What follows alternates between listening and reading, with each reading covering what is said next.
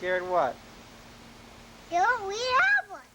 Daddy. What? Is Garrett the cutest boy? Yes. Love ya. Love you too. When I think of my son Garrett, the thing that stands out was his goodness. Yeah, he knew that really his job in this world was to help others. The only person he was really hard on, unfortunately, was himself. Yes, you may see me in the hallways and think, damn, that boy looks pretty. I wouldn't mind buying his time. He's got the glow of a rainbow, the wit of mouth to open a parcel tongue lock, an enthusiastic attitude, a giant heart. But they don't know the real story.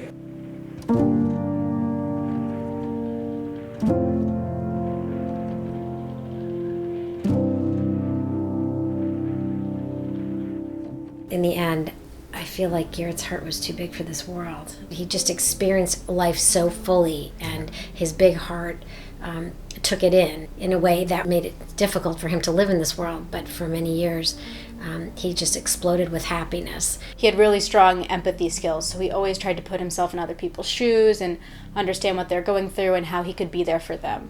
He was a cool older brother, but he was never like too cool for me. Everyone we've talked to who had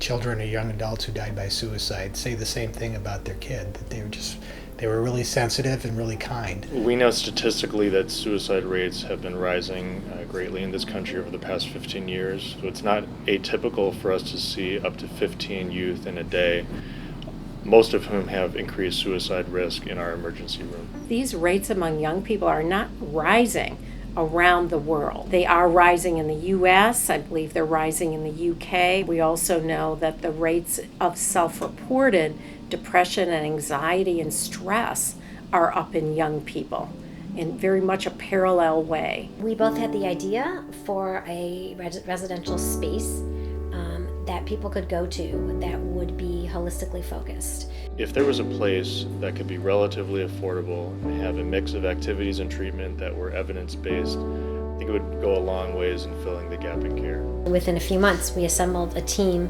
of leaders in the mental health area. What happened with Garrett could happen to one of my kids and really could happen to anybody. And to watch Julie and Scott go through it, I think all of us feel like we want to do whatever we can for others not to have to go through that experience. We're looking at a place that is holistically focused, a place where we envision, in addition to having therapists, that we would have peer support, also journaling, art, music, poetry, physical fitness, meditation, yoga. This summer we are distributing door hangers containing critical information on where a person can go or should go, or who they can call or text when they're really in a crisis situation. It's really been just inspiring for people to take time out of their busy schedules to make something like this possible. It's just so crucial, and we just couldn't be happier. We both knew Garrett growing up. He's one of our good friends. It's just been nice to know that we can kind of help contribute to his parents' cause and his memory in any way we can. We also want Garrett Space to be a place that can restore hope for young adults who are struggling and really think that life can't get any better any longer. Garrett Space will be available to everyone, not just those who can afford to pay.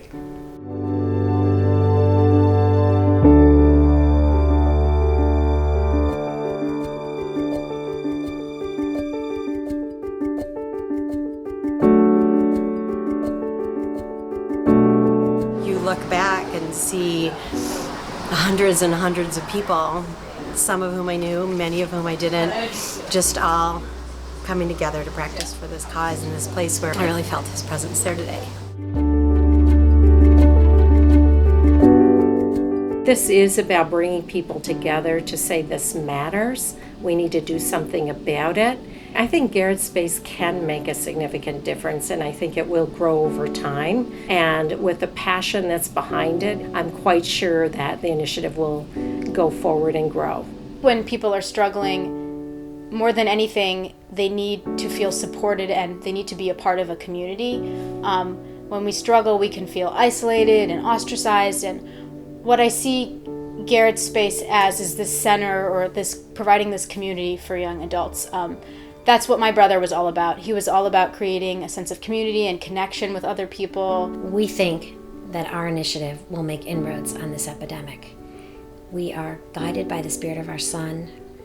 We feel Him cheering us on through this, and we hope you'll support us. Now you too know how it feels to be beautiful.